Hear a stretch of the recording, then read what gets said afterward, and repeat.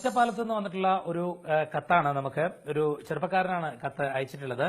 ഒരു തീരുമാനം എടുക്കാനാകാതെ വിഷമിക്കുന്ന അവസ്ഥയിലാണ് ഞാൻ ഈ എഴുത്ത് ചേട്ടന് അയക്കുന്നത്. +2 പഠിക്കുന്ന സമയത്താണ് ഞാൻ ഒരു പെൺകുട്ടിയെ ഇഷ്ടപ്പെടുന്നത്. കടുത്ത പ്രണയമായിരുന്നു ഞങ്ങൾക്കിടയിൽ.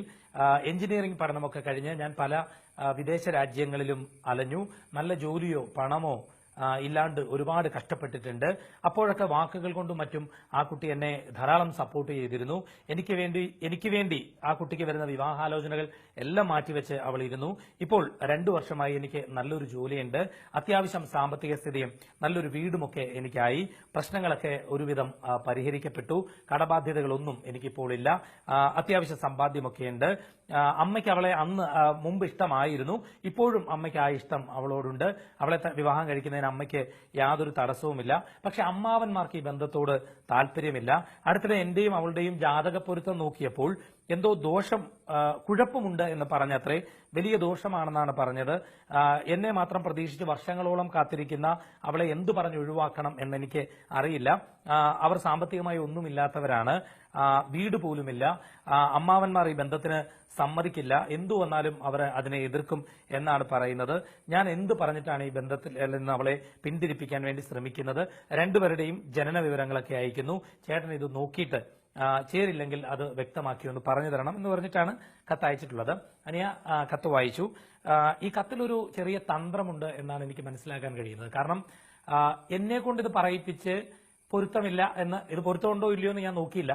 കാരണം എന്റെ ഒരു കൺസെപ്റ്റ് എന്ന് പറയുന്നത് പ്രേമമാണെങ്കിൽ പൊരുത്തം നോക്കേണ്ടെന്ന കാര്യമില്ല, പിന്നെ കല്യാണം കഴിച്ചേക്കണം. കാരണം പ്രേമവും പൊരുത്തവും കൂടി ഒരുമിച്ച് മുന്നോട്ട് പോവില്ല. ഇതിലൊരു തന്ത്രം എനിക്ക് തോന്നുന്നത്, ആ കുട്ടി ഒന്നുകിൽ നമ്മുടെ പ്രോഗ്രാം കാണുന്ന ആളായിരിക്കാം, അല്ലെങ്കിൽ നിങ്ങൾ ഈ കത്ത് അയച്ചിട്ട് ആ കുട്ടിയോട് എല്ലാ ദിവസവും ഈ പ്രോഗ്രാം കാണൂ, ഞാനൊരു കത്ത് പുള്ളിക്കാരൻ അയച്ചിട്ടുണ്ട്, അദ്ദേഹം പറയുകയാണെങ്കിൽ ഞാൻ കല്യാണം കഴിച്ചോളാം എന്ന് നിങ്ങൾ പറഞ്ഞിട്ടുണ്ടാവാം. അപ്പൊ കത്തിൽ സ്വാഭാവികമായിട്ട് ചിലപ്പോൾ നിങ്ങൾ ആരുടെയും പോയിട്ടോ ഒറിജിനൽ ആണോ എന്ന് പോലും എനിക്കറിയില്ല, ചേരാത്ത തരത്തിലുള്ള 2 ഡേറ്റ് ഓഫ് ബർത്ത് അയച്ചു തന്നതാവാം.